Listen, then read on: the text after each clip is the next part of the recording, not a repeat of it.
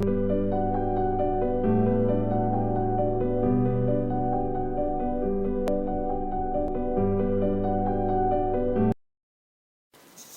Friends, मैं हूं हिमांशु शर्मा और मैं आपके लिए लेकर आया हूं आज का अगला टॉपिक जो है ट्रायंगल यानी कि त्रिभुज। शुरू करते हैं पॉइंट से, बिंदु। इनको जोड़कर बनाते हैं हम एक लाइन यानी कि रेखा, और दो रेखाओं को मिलाने पर बनता है एक एंगल यानी कि कोण। और अगर हम मिला दें इन तीन लाइनों को तो जो शेप बनता है वो कहलाता है ट्रायंगल यानी कि त्रिभुज। ओके, सो ट्रायंगल में होती हैं तीन साइड्स, तीन एंगल, तीन वर्टेक्स यानी कि सीड्स, और तीन एंगलों का सम जो होता है वो होता है 180 डिग्री। ओके, हम जानेंगे कुछ और पार्ट्स को, लाइक एज शीर्ष से यानी वर्टेक्स से खींचे गए परपेंडिकुलर यानी कि लंब को कहते हैं शीर्ष लंब, और जहां ये सभी लंब मिलते हैं उस पॉइंट को कहते हैं ट्रायंगल के अंदर लंब केंद्र यानी कि ऑर्थो सेंटर। सेकंड, हम देखेंगे कि एंगल के बाइसेक्टर को यानी कि कोणों के समद्विभाजक को जहां मिलते हैं ये, वहां पर उस पॉइंट को कहते हैं हम इन सेंटर यानी कि अंतः केंद्र। और वर्टेक्स से सामने वाली लाइन को दो पोर्शन में बांटने वाली लाइन को कहते हैं मीडियन।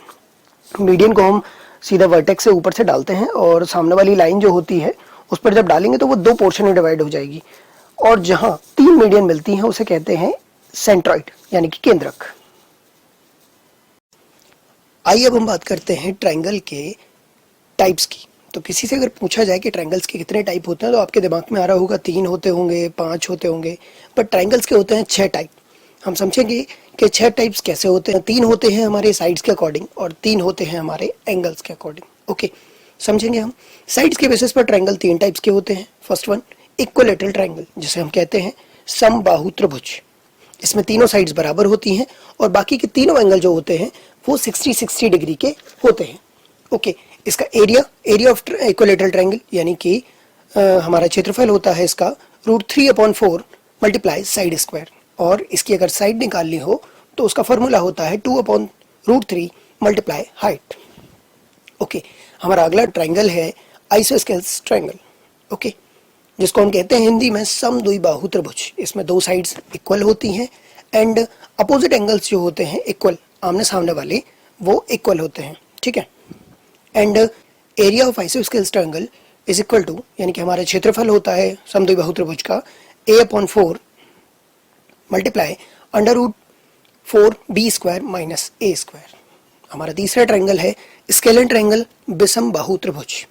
इस त्रिभुज में सभी लाइन्स अलग अलग होती हैं, सभी एंगल्स अलग अलग होते हैं। इसका पेरीमीटर का फॉर्मूला होता है a + b + c, यानी कि तीनों साइड्सों का एडिशन।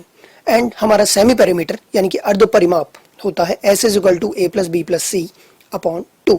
और आपने पढ़ा होगा हैरो का फॉर्मूला, जो हम ट्रायंगल्स के शेप के लिए निकालते हैं, उसका एरिया निकालने के लिए। तो इसका एरिया होगा √S S - a × S - b × S - c। Okay, अब हम जानेंगे कि एंगल्स के बेसिस पर ट्रायंगल 3 टाइप्स के होते हैं। First one, acute angle triangle, जिसे हम कहते हैं न्यून कोण त्रिभुज। इसमें सभी एंगल्स 90 डिग्री से छोटे होते हैं।